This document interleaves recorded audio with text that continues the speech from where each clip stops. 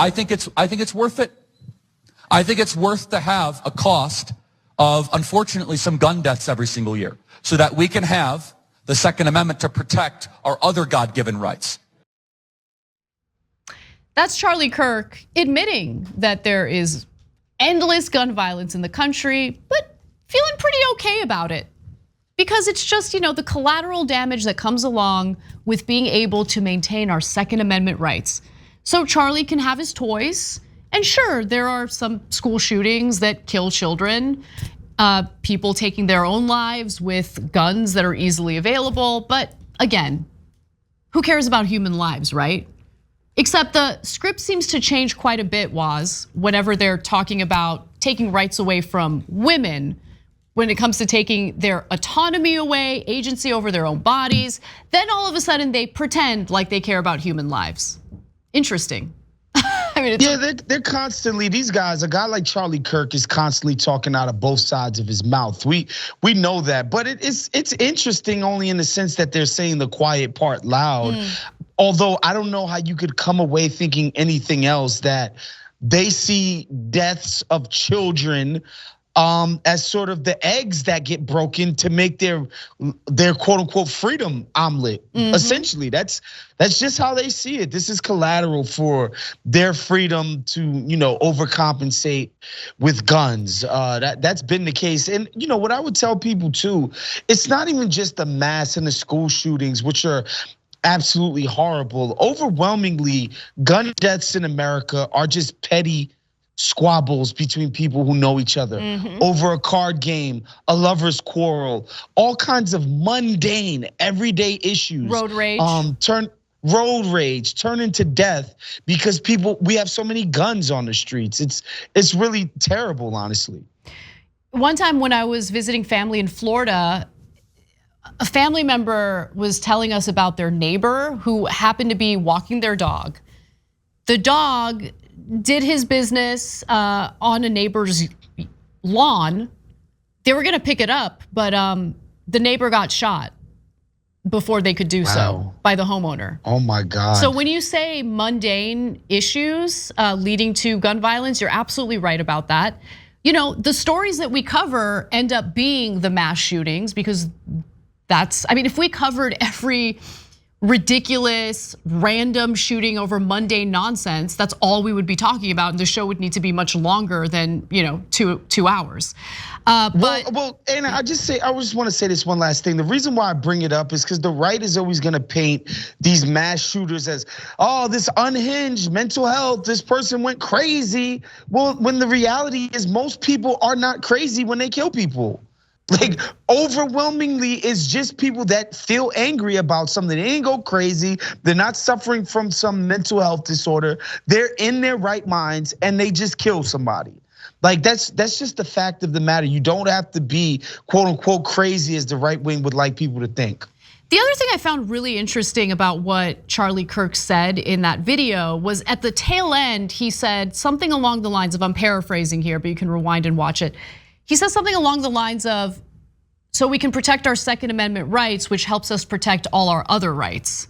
So it's the same, we need these guns to fight back against government tyranny argument.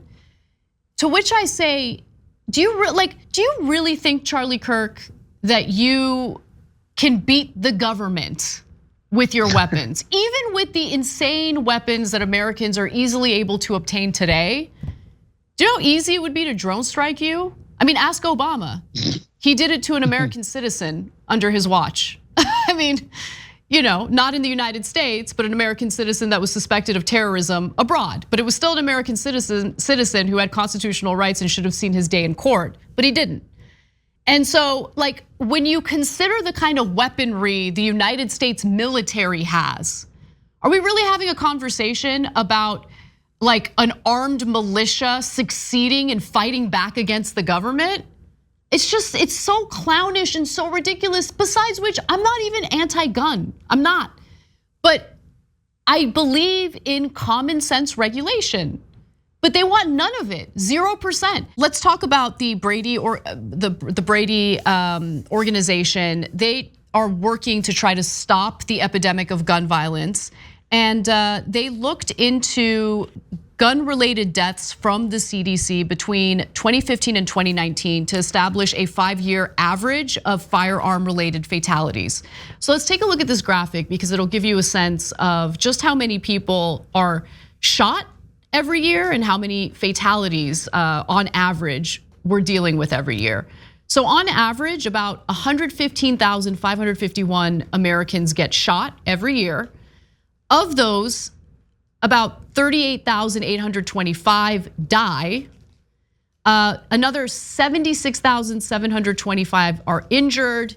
And I don't want to minimize the injuries. While some of them are the types of injuries that people might be able to recover from fully, some of those injuries lead to a lifetime of pain, possibly a lifetime of disability. It is serious, and we live in America, so also a lifetime of debt in some cases as well because of our broken healthcare system. It ruins lives, but who cares? Because Charlie Kirk wants access to his toys with absolutely no interference from the government whatsoever. I mean, why would you bother with a background check or a permit or anything like that? And in his mind, he's going to protect everyone's rights against a tyrannical government. Even though, by the way, he's kind of in favor of doing away with our democracy. That was another Charlie Kirk clip that we didn't even cover this week. But he's like, I don't know, democracy, I'm not really into it.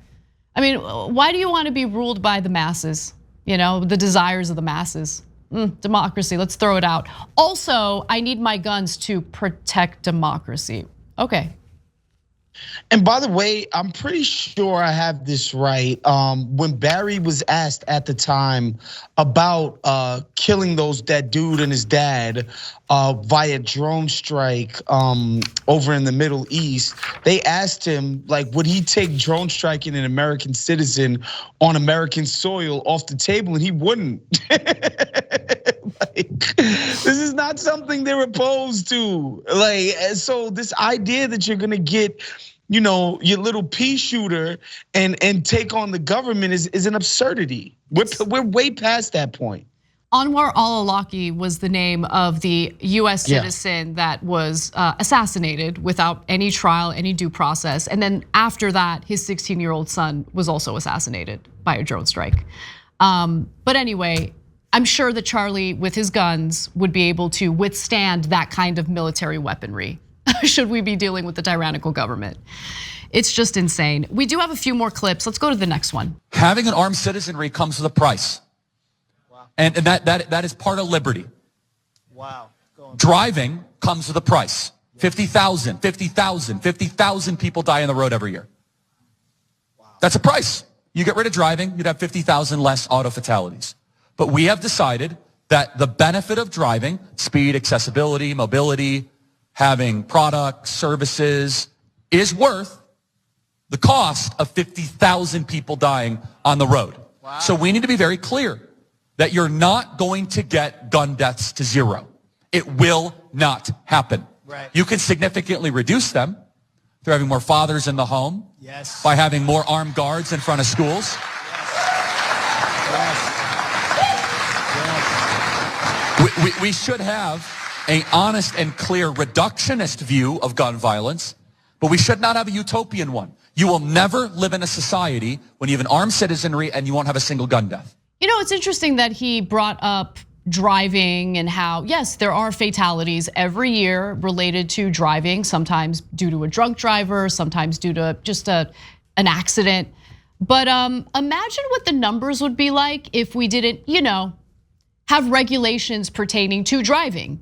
Regulations like obtaining a license before you get behind the wheel, regulations like, you know, banning drinking or being intoxicated behind the wheel to a certain extent. So I'm gonna give you an interesting bit of information from the National Highway Traffic Safety Administration, because over the decades, the United States has continuously updated policy pertaining to driving under the influence.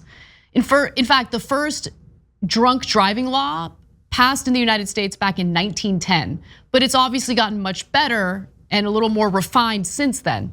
Now, since 1982, drunk driving fatalities on our nation's roadways have decreased 45%, while total traffic fatalities have declined 12%. Among persons under 21, drunk driving fatalities have decreased 83%. You wanna know why? Because of policies having to do with regulations having to do with driving vehicles. But as we speak, you have Republican lawmakers, you have states like Florida taking their already incredibly laxed gun laws and loosening them up further. Now in Florida, you don't even need a permit if you want to conceal carry. Why?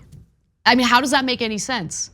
So the point here is regulation can mitigate the insane astronomical number of people who die from gun violence every year.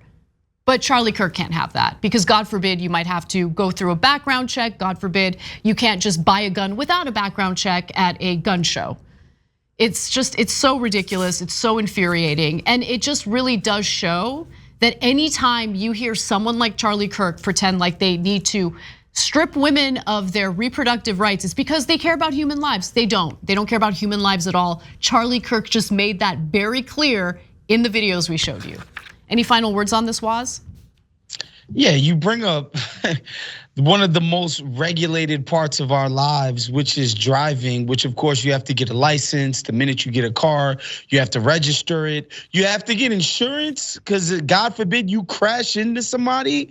You know, you gotta pay somebody out for that. If you kill somebody, your insurance gotta pay that person's family out. The insurance company gauges how trustworthy or insurable you are as a driver. Like none of these things exist for gun ownership in this country, and it's a joke because within 2 seconds or less, you can decide to end somebody's life with a gun. It's crazy. Absolutely, it's absolutely crazy. But Charlie's on record now, everyone. So I never want to hear him utter another word about how we need to ban reproductive rights. He doesn't care about human rights. He doesn't care about human life, and he makes it clear there. And by the way, he does not believe in democracy. He's on the record saying that this week alone. So even his argument in favor of loose gun laws in order to protect our rights is BS. He's just a huckster and an unattractive one at that. Thanks for watching The Young Turks, really appreciate it. Another way to show support is through YouTube memberships. You'll get to interact with us more. There's live chat emojis, badges. You've got emojis of me, Anna, John, JR. So those are super fun. But you also get playback of our exclusive member-only shows and specials right after they air. So all of that, all you gotta do is click that join button right underneath the video. Thank you.